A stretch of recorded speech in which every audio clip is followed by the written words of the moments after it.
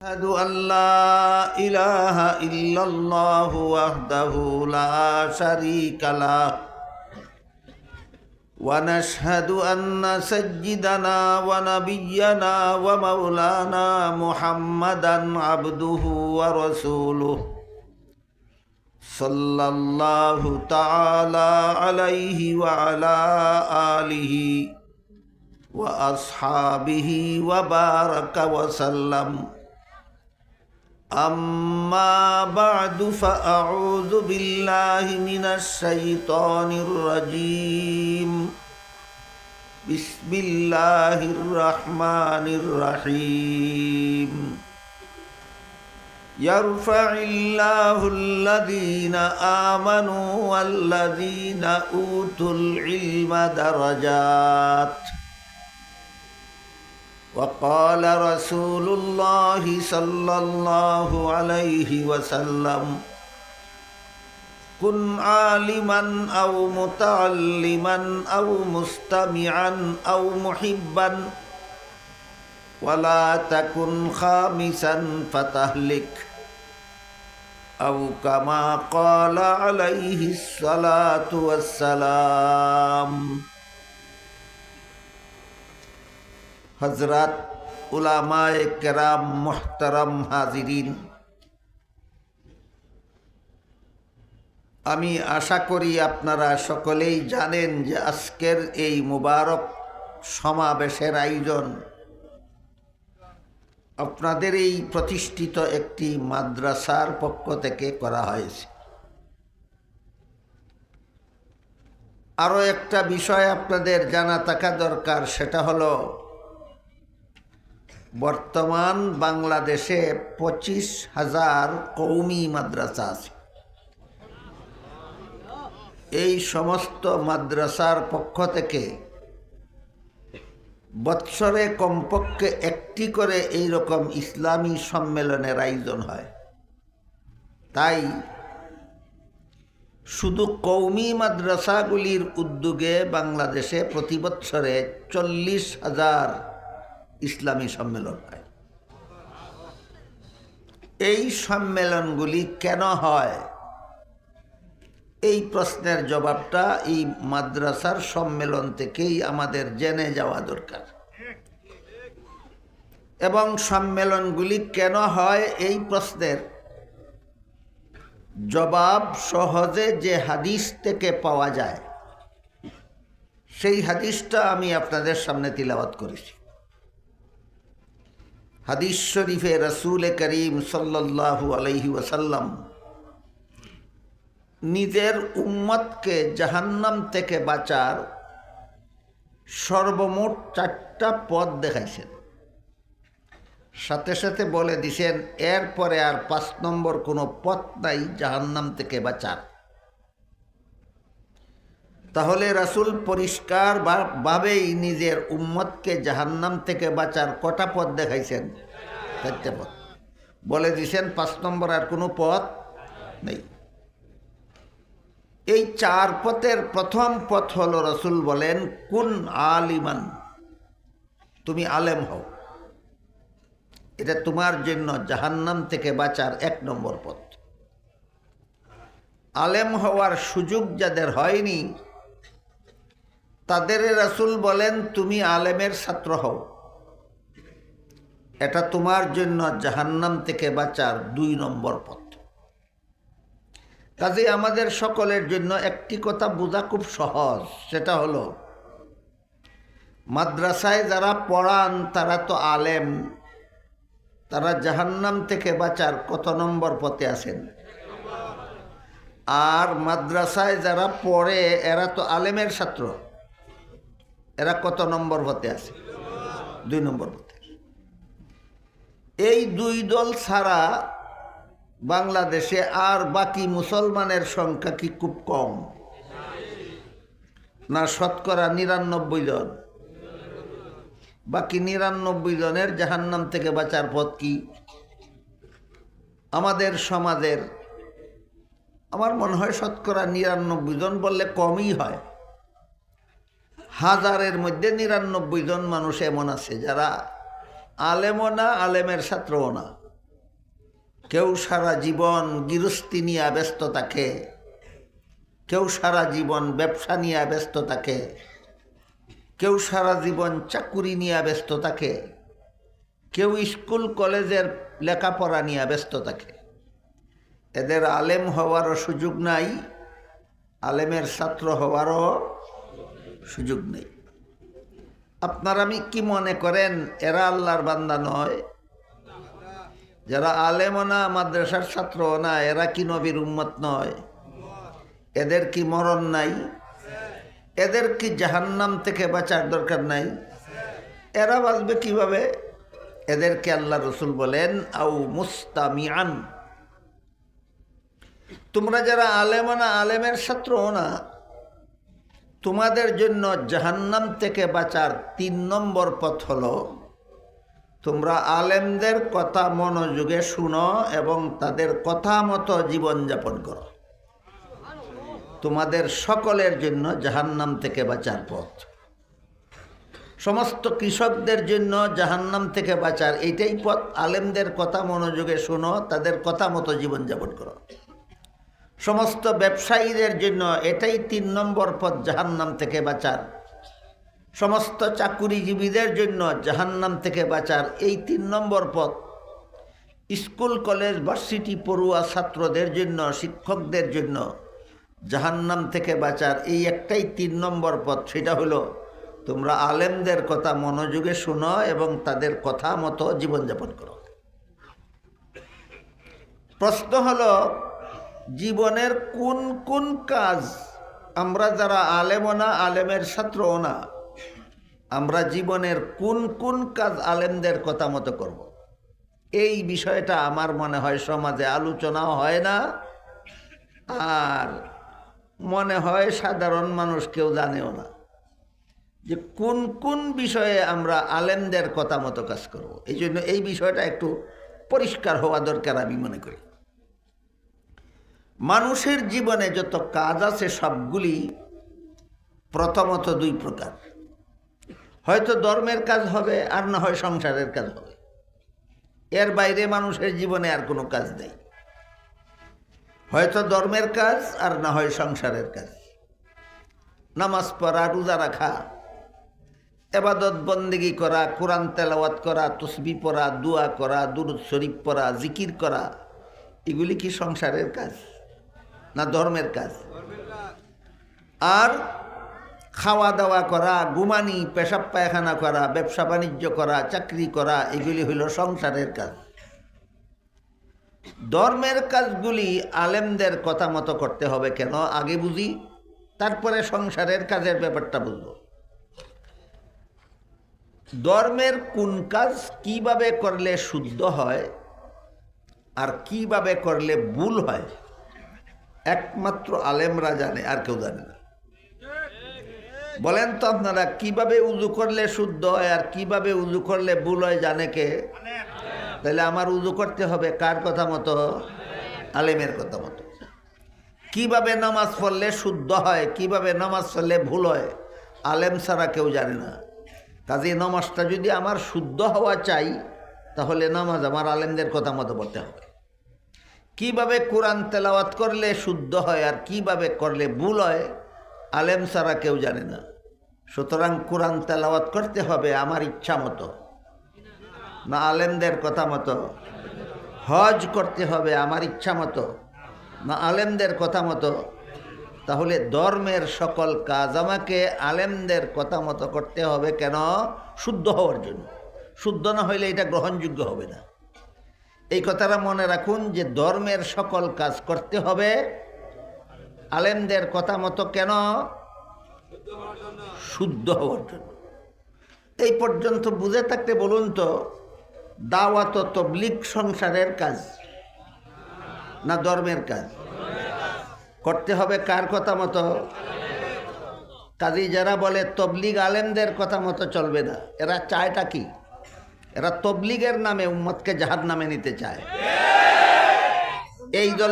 এই দলের বড় নেতা হইল সাদ। এই দলের বড় নেতা সাদ, তার কুখ্যাত অনুসারীরা হইল খুনি, গুন্ডা, সন্ত্রাসী, এই গুন্ডা বাহিনী, সন্ত্রাসী বাহিনী গত এক সপ্তাহে কি করেছে জানেন? কি করেছে জানেন? চারজনকে শহীদ করেছে। শুধু আলেমদের কথা মতো তবলিগ চলতে দেবে না এই দাবির উপর। আলেমদের কথা মতো তবলিগ চলবে না। তবলিগ নাকি গুন্ডা বাহিনীর কথা মতো চলতে হবে, তবলিগ নাকি কুনি বাহিনীর কথা মতো চলতে হবে। কাজেই এই সন্ত্রাসী গুন্ডা বাহিনীকে বাংলাদেশে নিষিদ্ধ ঘোষণা করার জন্য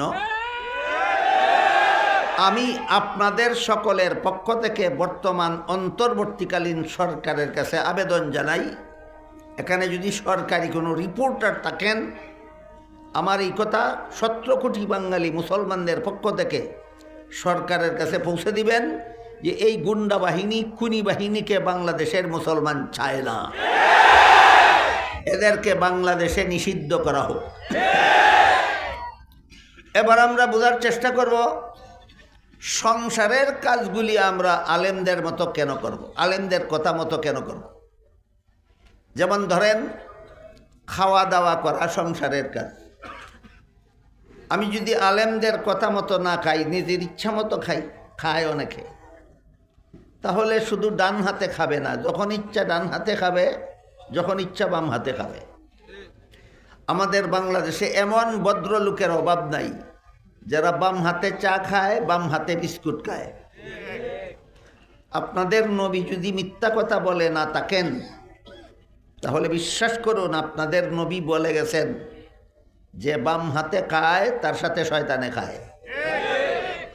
আপনারা কেউ চান আপনার সাথে শয়তানে খাইতো? তাহলে খেতে হবে আমার ডান হাতে। শিখলাম কোথায়? আলেমদের কাছে।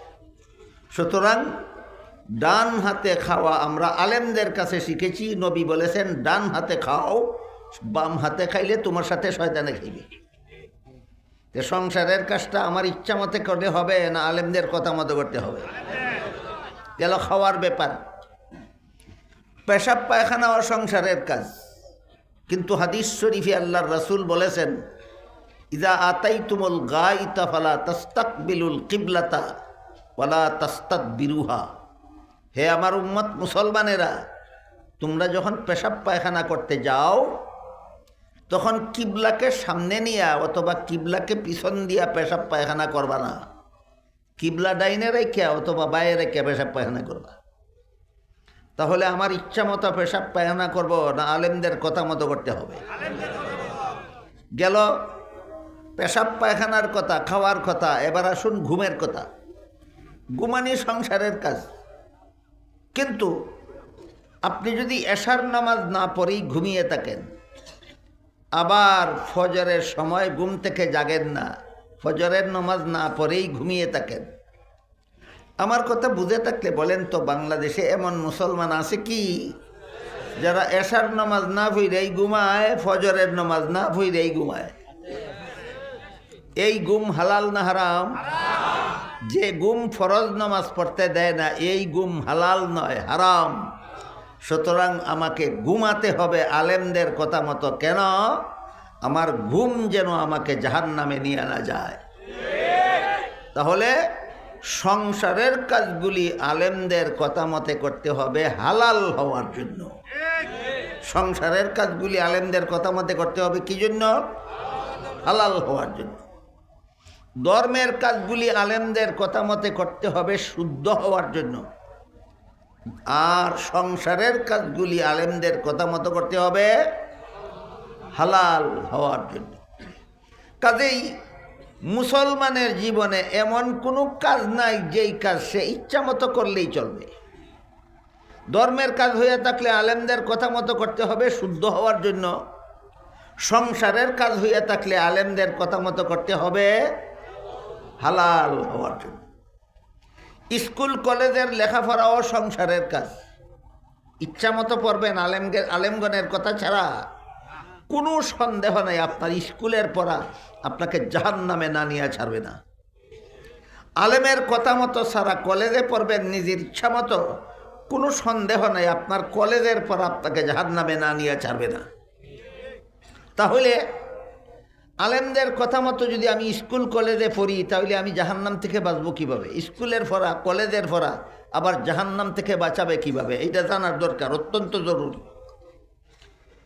মুফাসসিরিনে কেরাম তাফসীরের কিতাবে লিখেছেন, স্কুলের পড়া, কলেজের পড়া, ভার্সিটির পড়া দুই শর্তে সওয়াবের কাজ। বিনা শর্তে সওয়াবের কাজ না দুই শর্তে? শর্ত দুইটা আলেমদের কাছ থেকে শিখে নেন।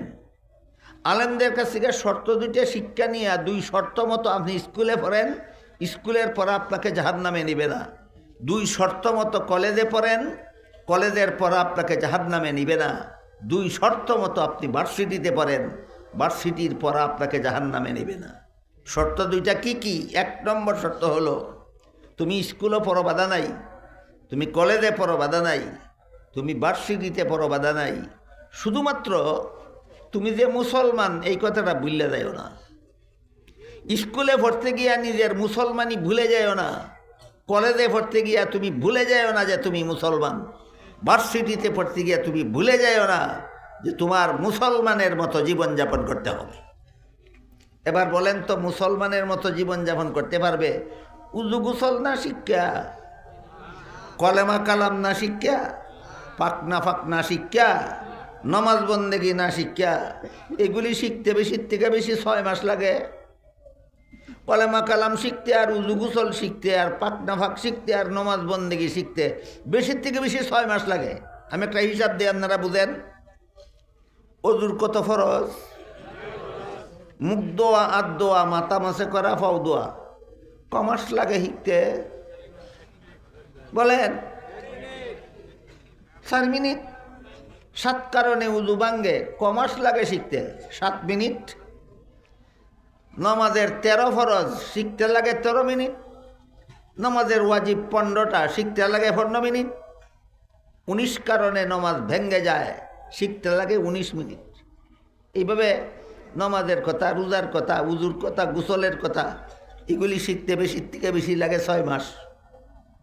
এগুলি শিক্ষা, সহি শুদ্ধ কলেমা কালাম শিক্ষা, পাকনা ফাক শিক্ষা, উজু গোসল শিক্ষা, নমাজ বন্দেগি শিক্ষা, এগুলি পালন করতে থাকেন। স্কুলে পড়তে থাকেন, কলেজে পড়তে থাকেন, ভার্সিটিতে পড়তে থাকেন। আপনার স্কুল কলেজ ভার্সিটির পড়া আপনাকে জাহান্নামে নিবে না। ইচ্ছা মতো পড়ার কারণে না আলেমদের কথা মতো পড়ার কারণে? আলেমদের কথা মতো পড়ার কারণে। 1 নম্বর শর্ত হইল স্কুল কলেজের পড়ায় সোয়াব হওয়ার 1 নম্বর শর্ত, মুসলমানি বুইল্লা গিয়া স্কুলে পড়ো না, মুসলমানি বজায় রাখিয়া স্কুলে পড়ো। 1 নম্বর শর্ত। 2 নম্বর শর্ত হলো তোমার পড়ার উদ্দেশ্য ঠিক করো। উদ্দেশ্যহীন লেখাপড়ার কোনো সার্থকতা নাই। পাগল যে রাস্তায় হাঁটে আপনারা দেখছেন কোনোদিন? আমি অনেক দেখছি। পাগল যখন রাস্তায় হাঁটে আমি অনেক সময় দাঁড়াইয়া তামসা দেখি। আর একটা জিনিস আমি রাস্তায় তামসা দেখি, একটা শক্তিশালী কুত্তা যখন রাস্তার পাশে একটা দুর্বল কুত্তার উপর ঝাঁপাইয়া পড়ে তখন আমি দাঁড়াইয়া তামসা দেখি। আপনাদের কি জানা আছে এমন দৃশ্য দেখেছেন কোনোদিন? রাস্তার মধ্যে একটা শক্তিশালী কুত্তা আর একটা দুর্বল কুত্তারে ভাইলেই সালামাল কি দিয়া চলে যায় না জাফাইয়া ধরে? কি ছিল দুর্বলটার অপরাধ? একটাই অপরাধ ছিল, তুমি দুর্বল, আর কোনো অপরাধ নেই, একটাই অপরাধ। সুতরাং নিরপরাধী দুর্বলের উপর ঝাঁপাইয়া পড়া যা মানুষের স্বভাব নয়, কুত্তার স্বভাব। আমার কথা বুঝে থাকলে বলেন, বাংলাদেশও কোনো মানুষের মধ্যে কুত্তার স্বভাব আসেনি? কেমনে চিনবেন? এরা নির্দোষ, দুর্বল, নির্দোষ হইল এরার উপরে ঝাঁপাইয়া পড়ে, এইগুলি কুত্তা স্বভাবের মানুষ। এই জন্য আমি এই কুত্তার কাণ্ডটা রাস্তার দ্বারা তামসা দেখি। আর পাগল যখন রাস্তায় হাঁটে তখন এইটাও আমি দাঁড়াইয়া তামসা দেখি। কেমন তামসা দেখি? সকালবেলা পাগলারে যেই জায়গা হাঁটতে দেখা গেছে, বিকালে গিয়ে দেখা যায় এখানেই হাঁটে। সারাদিনে কি হইল? গুড়ার ডিম হইল। কেন? কই যাইব জানে না। পাগল যে সারাদিন হাঁটে কই যাইব জানে না। পাগল যেমন কই যাইব জানে না, এই কারণে সারাদিনই হাঁটে। ঠিক তেমনিভাবে যারা লেখাপড়া করে উদ্দেশ্য কি জানে না, এরা সারা জীবনই শিখে গুড়ার ডিমও জানে না। এই জন্য স্কুল কলেজে লেখাপড়া করে সব পাইতে হইলে আগে তোমার পাগলার মতো হাঁটলে হইতো না, তুমি জানান লাগবো তোমার উদ্দেশ্যটা কি লেখাপড়ার। মুফাসসিরিনে কেরাম তাফসীরের কিতাবে লিখেছেন, স্কুলে পড়ো, কলেজে পড়ো, ভার্সিটিতে পড়ো, তোমার লেখাপড়ার সওয়াব হবে যদি উদ্দেশ্যটা ঠিক করে পড়ো। উদ্দেশ্য ঠিক এর ব্যাখ্যা কি? উদ্দেশ্য ঠিকের ব্যাখ্যা হলো, আমি মুসলমান জাতিকে দুনিয়াতে প্রতিষ্ঠা করার জন্য জ্ঞান বিজ্ঞান পড়ি। মুসলমান জাতিকে দুনিয়াতে প্রতিষ্ঠা করার জন্য জ্ঞান বিজ্ঞান পড়ি। কিতাবে লেখা আছে, মাদ্রাসা ছাত্র কোরআন হাদিস পড়া যেই সব, তোমার এই মহৎ উদ্দেশ্যে কলেজ ভার্সিটিতে জ্ঞান বিজ্ঞান পড়াও সেই সব। মুসলিম জাতিকে প্রতিষ্ঠা করার ব্যাখ্যা বিস্তারিতভাবে তাফসীরের কিতাবে লেখা আছে। দুই একটা উদাহরণ আপনাদের শোনাই। লেখা আছে তাফসীরের কিতাবে, সারা দুনিয়ার অমুসলিমরা যদি এই মর্মে বয়কট করে যে আমাদের আবিষ্কৃত কোনো যন্ত্র মুসলমানদের কাছে বিক্রি করব না, তাহলে মুসলমানদের আবিষ্কৃত যন্ত্রই যেন সমাজের উন্নতির জন্য যথেষ্ট হয়। এই উদ্দেশ্যে আমি জ্ঞান বিজ্ঞান পড়ি কলেজে। আমার জ্ঞান বিজ্ঞান পড়া কোরআন হাদিস পড়ার মতো সওয়াব। ও মুসলিমরা যদি এই মর্মে মুসলমানদের বয়কট করে যে আমাদের আবিষ্কৃত কোনো অস্ত্র মুসলমানদের কাছে বিক্রি করব না, তাহলে মুসলমানদের আবিষ্কৃত অস্ত্রই যেন যুদ্ধের ময়দানে বিজয়ী হওয়ার জন্য যথেষ্ট হয়। এই উদ্দেশ্যে যারা স্কুলে পড়ে, কলেজে পড়ে, ভার্সিটিতে পড়ে, মাদ্রাসার ছাত্রদের কোরআন হাদিস পড়ার মতো সওয়াব হয়। এবার বলুন তো, স্কুলে পড়লেই গুনাহ হয়, কলেজে পড়লেই জাহান্নামে যায়, না দুই শর্তে পড়লে আরও সওয়াব হয়? দুই শর্তে, স্কুলে পড়লেও সওয়াব হয়, কলেজে পড়লেও সওয়াব হয়, ভার্সিটিতে পড়লেও সওয়াব হয়। এক শর্ত হইল আমি যেন আমার মুসলমানি ভুলে না যাই, আর এক শর্ত হইল আমার জাতিকে প্রতিষ্ঠা করার জন্য সমাজের উন্নয়নের উদ্দেশ্যে যেন স্কুল কলেজে লেখাপড়া করি, তাহলে আমার স্কুল কলেজের পড়াতেও সওয়াব আছে, স্কুল কলেজের লেখাপড়াতেও সওয়াব আছে।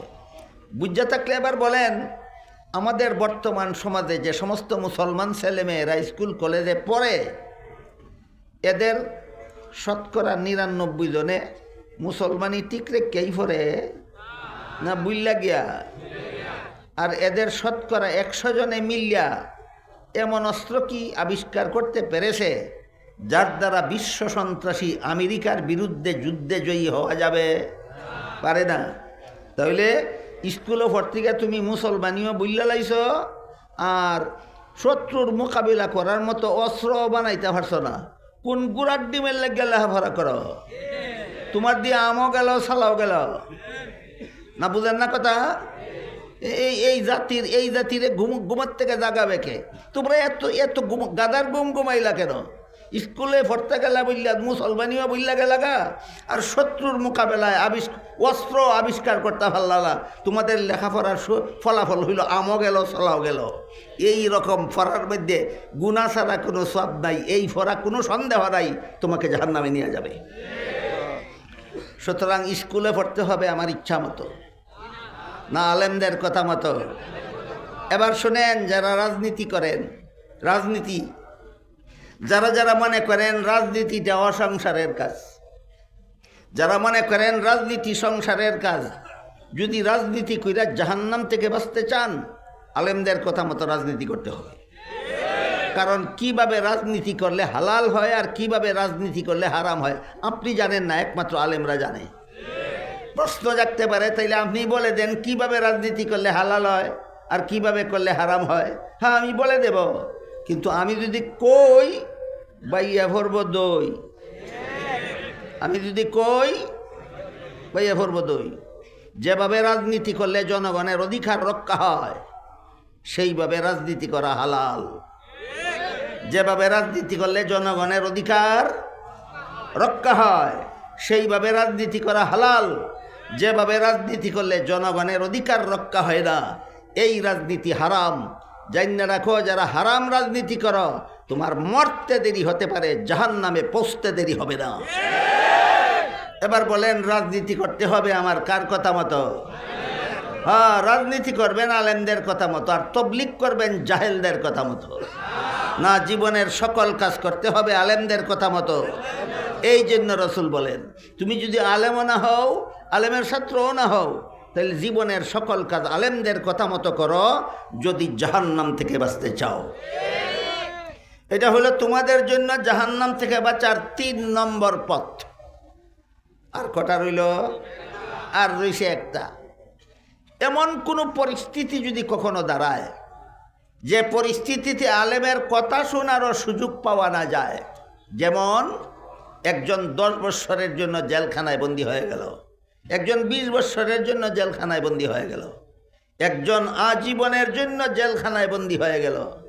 আজকাল তো সবচেয়ে বড় বুদ্ধিমত্তা হইল এইটা যে কোনো নির্দোষকে যদি মিথ্যা মামলায় ফাঁসাইয়া দিয়া জেলখানায় ঢুকাই দিতে পারি, তাহলে আমার মতো বুদ্ধিমান এই দেশে আর কেউ নাই। এমন বুদ্ধিমান আসেনি বাংলাদেশও? নির্দোষের মিথ্যা মামলা দিয়া জেলে ফাঁসাইয়া দেওয়ার মতো বুদ্ধিমান আসেনি?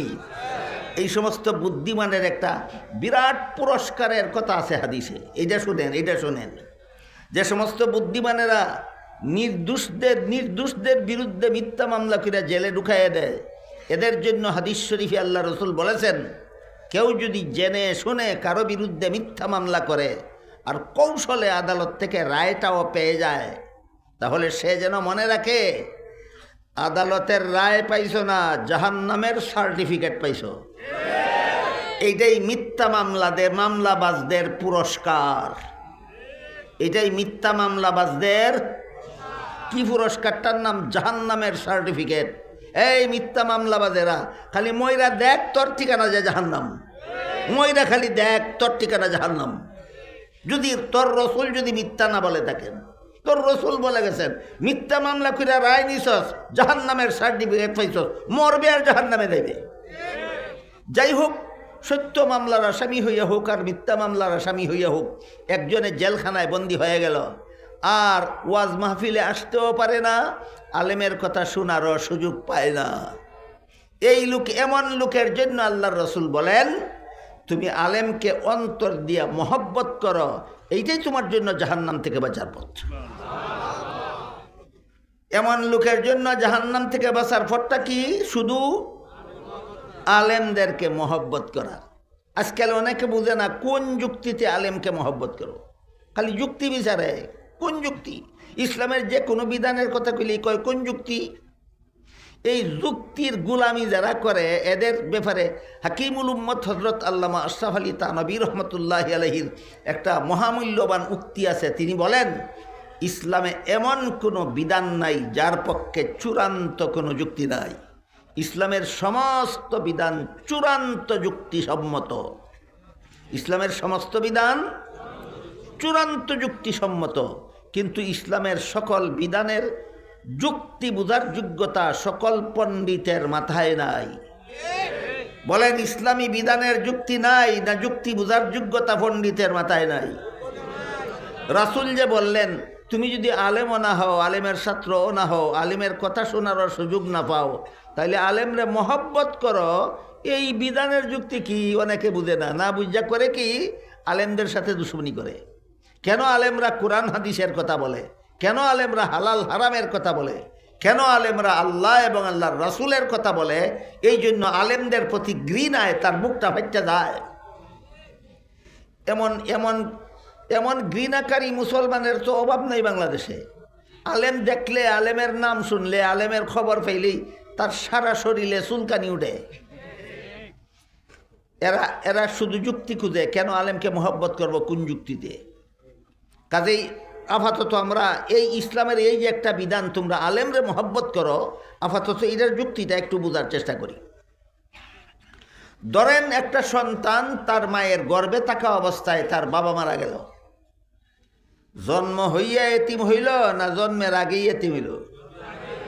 এই এতিম বাচ্চাটা জন্ম হওয়ার পরে যেহেতু তার বাবা নাই, এই জন্য তারে লালন পালন করলো তার চাচা। লেখাপড়া শিখাইয়া মানুষ বানাইল চাচা। বলেন, সন্তান জন্ম হলে পরে লালন পালন কইরা লেখাপড়া শিখাইয়া মানুষ বানানির দায়িত্বটা আসলে কার ছিল? বাবা না তাকায় কে কইরা দিল? এখন যদি কোনো মুরব্বী ওই এতিম ছেলেটারে কয় যে তুমি তোমার চাচারে এই বাবার মতো সম্মান করবা, অযৌক্তিক? কি যুক্তি? চাচায় বাপের কাম কইরা দিছে, এরই তো যুক্তি।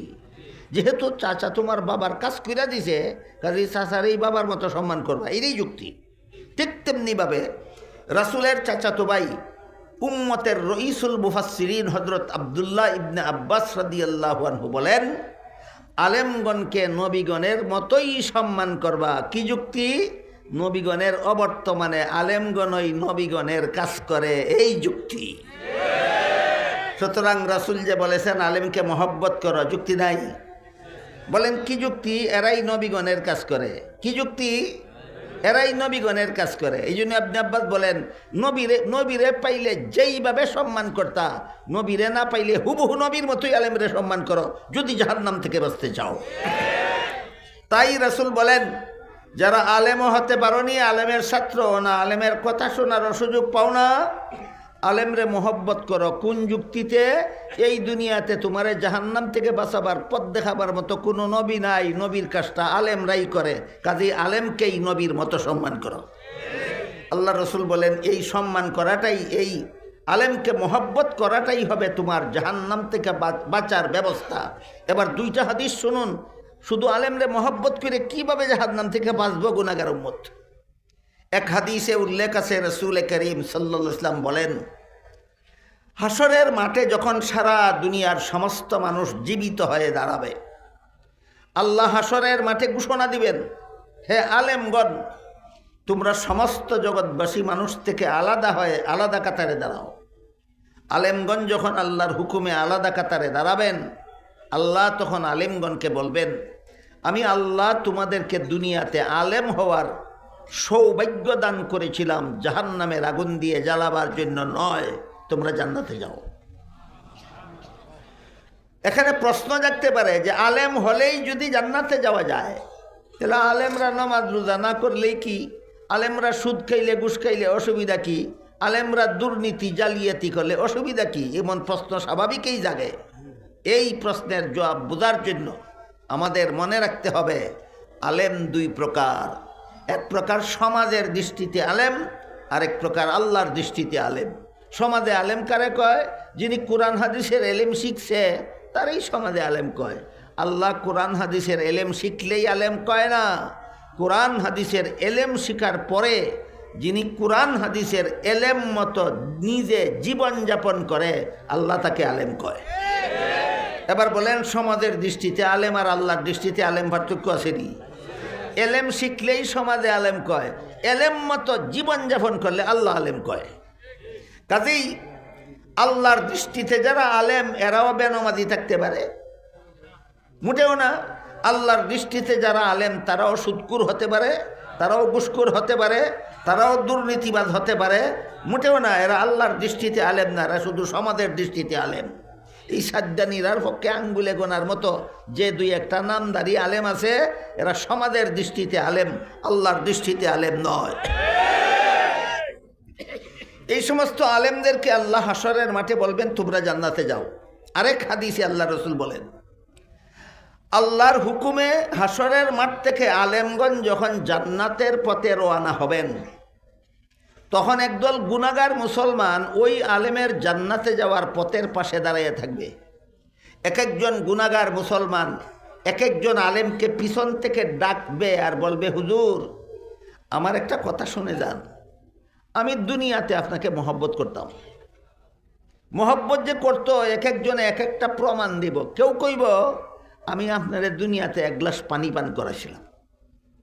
বলেন তো, একজন সাধারণ মুসলমানে একজন আলেমকে এক গ্লাস পানি পান করায় দুশ্মনির কারণে না মহব্বতের কারণে? প্রমাণ হয়ে গেল সে আলেমকে মহব্বত করে। দুই নম্বর কথা হইল, এক গ্লাস পানি পান করাইতে কত হাজার টাকা লাগে? 1 টাকাও না। পরিষ্কার হয়ে গেল, আলেমকে মহব্বত করতে টাকা পয়সা ধন সম্পদ লাগে না, শুধু এমন একটা অন্তর লাগে যে অন্তরটা এই কথাটা বুঝবে যে ইনি আমাদেরকে নবীগণের পক্ষ থেকে জাহান্নাম থেকে বাঁচার পথ দেখায়। এই কথাটা বোঝার মতো একটা অন্তর লাগে। আলেমকে মহব্বত করতে টাকা পয়সা ধন সম্পদ লাগে না। সুতরাং যে সমস্ত বক্তারা 1 ঘন্টা বক্তৃতা করব, লাখ টাকার চুক্তি করে আর বলে আমারে মহব্বত করে 1 লাখ টাকা দিবা, এরা দুনিয়াদার আলেম, দিনদার আলেম নয়। এরা আপনাদেরকে জাহান্নাম থেকে বাঁচাবার জন্য ওয়াজ করে না, পকেট গরম করার জন্য ওয়াজ করে। এরা এদের দৃষ্টিভঙ্গি হইল, এদের চিন্তা চেতনা হইল মুর্দা ব্যস্ত গেলে গেল, না গেলে নাই, আমার হালুয়া রুটির দরকার। আমার ওয়াজ হইনা মানুষের আমল সংশোধন হইল কি না হইল ওই দৃষ্টিতে আমার ওয়াজ করণের দরকার নাই। যেভাবে ওয়াজ করলে মানুষে খুশি হইয়া আমার 1 লাখ টাকা দিয়া দিব, এইভাবেই ওয়াজ করণের দরকার। এই জন্য না বেনামাজির বিরুদ্ধে ওয়াজ করে, কারণ বেনামাজির চান্দা নেওয়ার লাগে তারে 1 লাখ টাকা দিবার লাগে। না সুদখোরের বিরুদ্ধে কোনো ওয়াজ করতে পারে, কারণ সুদখোরের কাছ থেকে চান্দা নেওয়ার লাগে তার 1 লাখ টাকা ফুরাইয়া দেবেন, পূর্ণ করে দিবার লাগে। না কোনো বেপরদার বিরুদ্ধে ওয়াজ করার পাওয়ার আছে, কারণ বেপরদা মহিলার কাছ থেকে চান্দা নেওয়ার লাগে তার 1 লাখ টাকা পূর্ণ করে দিবার লাগে। এরার ওয়াজ কোনো মানুষের গায়ে লাগে না। না বেনামাজির বিরুদ্ধে যায়, না সুদখোরের বিরুদ্ধে যায়, না ঘুষখোরের বিরুদ্ধে যায়, না মদখোরের বিরুদ্ধে যায়, না গাঞ্জাখোরের বিরুদ্ধে যায়। এরার ওয়াজ যায় হয়তো 7 জমিনের নিচে দা, আর নইলে 7 আসমানের উপরে দা, কোনো মানুষের গায়ে লাগে না। কেন? যেই ওয়াজ মানুষের গায়ে লাগে এমন ওয়াজ করলে চান্দাও দিত না, আর বক্তা 1 লাখ টাকাও পাইত না। বলেন এমন দুনিয়াদার বক্তা আসেনি? এই দুনিয়াদার বক্তারা বুঝায় আমারে মহব্বত করলে 1 লাখ টাকা দিবা না কেন? রসুল বলেননি আলেমরে মহব্বত করতে 1 লাখ টাকা লাগে। রসুল বলছেন 1 গ্লাস পানি পান করাইয়া আলেমকে মহব্বত করা যায়। ক্লিয়ার হয়েছে কথা? রসুল বলেন আরেকজন আলেম জান্নাতে যাওয়ার সময় পিছন থেকে আরেক দল গুনাহগার মুসলমানের রেখা কইব, হুজুর আমিও আপনারে মহব্বত করতাম। প্রমাণ দিতে গিয়া কইব, নামাজের সময় আপনি উজুর পানির জোগাড় ছিল না, আমি পুকুর থেকে 1 বদ্দা পানি উঠাইয়া দিছিলাম। আপনারাই বলেন পুকুর থেকে 1 বদ্দা পানি উঠাইয়া দিতে ক লাখ টাকা লাগে? 1 টাকাও না। তা আলিমরে মহব্বত করতে টাকা পয়সা ধন সম্পদ লাগে না, হাদিসের দ্বারা পরিষ্কার হয়ে গেল। লাগে শুধু একটা অন্তর, যে অন্তরে বুঝবে যে নবী নাই দুনিয়াতে, আমাদেরকে জাহান্নাম থেকে বাঁচাবার জন্য নবীর পক্ষ থেকে এরাই কাজ করে। এটা বুঝার মতো একটা অন্তর লাগে। এইভাবে গুনাহগার মুসলমানেরা যে আলেমরে মহব্বত করতো তারা এইভাবে বলতে বলতে শেষ পর্যন্ত বলবে, কিন্তু আজকে আমার গুনার কারণে আল্লাহ আমারে হুকুম দিয়া দিছে জাহান্নামে যাইতাম। আল্লাহর রসুল বলেন গুনাহগার মুসলমানদের মুখে এই কথা শুনিয়া আলেমরা যাচ্ছিলেন কোথায়? জান্নাতে। তারা ভাববেন আমার জান্নাতে আমি পরে যাই, শেষ চেষ্টা করে দেখি লোকটারে জাহান্নাম থেকে বাঁচানি যায় কিনা। এই উদ্দেশ্যে আলেমগণ নিজেদের জান্নাতে যাওয়া বিরতি দিয়ে দাঁড়িয়ে যাবেন, দাঁড়িয়ে বলবেন হে আল্লাহ, এই লোকটা ঠিকই কইছে, আমারে মহব্বত করতো এই জন্য আমারে 1 গ্লাস পানি পান করাইছিল। ওই লোকটা ঠিকই কইছে, আমারে মহব্বত করতো এই জন্য আমাকে 1 বদনা উজুর পানির ব্যবস্থা করে দিছিল। তখন আল্লাহ বলবেন আলেমরা শোনো, এদের গুনার কারণে আমি হুকুম দিছি জাহান্নামে যাইতো, কিন্তু তোমরা যেহেতু সাক্ষী দিলা যে এরা তোমরা মহব্বত করতো, তোমাদের সাক্ষীর কারণে আমি এদেরকে মাফ করে দিলাম। হে আলেমরা, তোমরাও জান্নাতে যাও, এই সমস্ত গুনাহগার মুসলমানদেরকে সাথে নিয়ে যাও। হাদিস বুঝা থাকলে বলেন এরা কত নম্বর পথে জান্নাতে গেল? 4 নম্বর। তাই রাসূল বলেন হয়তো আলেম হও, এটা তোমার জন্য জাহান্নাম থেকে বাঁচার 1 নম্বর পথ, না হয় আলেমের ছাত্র হও, এটা তোমার জন্য জাহান্নাম থেকে বাঁচার 2 নম্বর পথ, আর না হয় আলেমের কথা মতো জীবনযাপন করো, যে তোমার জন্য জাহান্নাম থেকে বাঁচার 3 নম্বর পথ। এই সুযোগও যদি না পাও, আলেমকে মহব্বত করো, ওই 1 গ্লাস পানি পানকারীর মতো তুমি তোমার আল্লাহ আলেমদের সুপারিশে মাফ করে জান্নাতে দিয়া দিবে। এরপরে রাসূল বলেন ওয়ালা তাকুন খামিসান ফাতাহলিক, সাবধান, আমার কোন উম্মত তোমার যেন অবস্থা এমন না হয় যে তুমি আলেমও হলে না, আলেমের ছাত্রও হলে না, আলেমের কথাও শুনলে না, আলেমরে মহব্বত করলে না, তাহলে তোমার কপালে ধ্বংস ছাড়া আর কিছু নাই। এবার বলুন, এই যে জাহান্নাম থেকে বাঁচার পথগুলি রাসূল বলে গেছেন উম্মতের উদ্দেশ্যে, এই পথগুলি আলেমরা জানে কি না? আপনারা না জানাইলে আপনারা এই পথে চলবেন কেমনে? তাই আপনাদেরকেও রসুলের বর্ণিত জাহান্নাম থেকে বাঁচার পথগুলি জানাবার জন্য বাংলাদেশের 40,000 কওমি মাদ্রাসার পক্ষ থেকে প্রতি বৎসরে 40,000 ইসলামী সম্মেলন হয়। শুধুমাত্র যারা আলেমও না, আলেমের ছাত্রও না, এদেরকে জাহান্নাম থেকে বাঁচার পথ দেখাবার জন্য। আল্লাহ আপনাদের আমাদের সবাইকে রাসূলের বর্ণিত যে কোনো পথে জাহান্নাম থেকে বাঁচার পথে চলার তৌফিক দান করুন। সবাই বলুন আমিন। সুবহান রাব্বিকা রাব্বিল ইজ্জাতি আম্মা ইয়াসিফুন ওয়া সালামুন আলাল মুরসালিন ওয়ালহামদুলিল্লাহি রাব্বিল আলামিন।